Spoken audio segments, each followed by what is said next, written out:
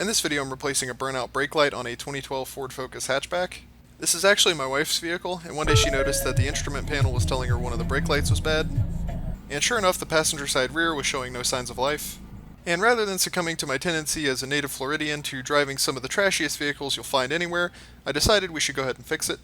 It's pretty easy to do. You can get started by opening up the hatch. The brake light is held on by two little wing nuts.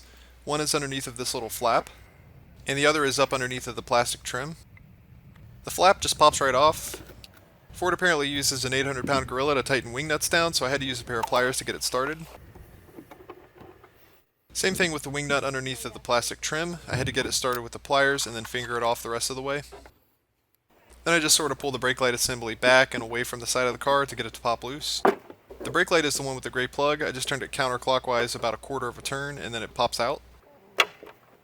And the bulb just pops directly out of the plug.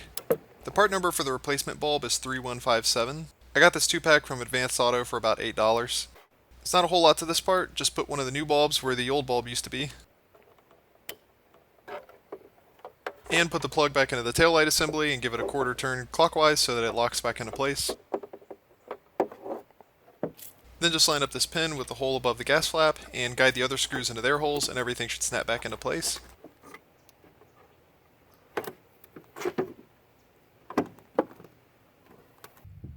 Then back on the inside of the vehicle, go ahead and tighten the two wing nuts down. I just finger tightened them down as far as I could go and then used the pliers to give them maybe another quarter turn to make everything nice and snug. And just put the flap back in place. That's pretty much all there is to it. Hit the like button if this was helpful, and thanks for watching.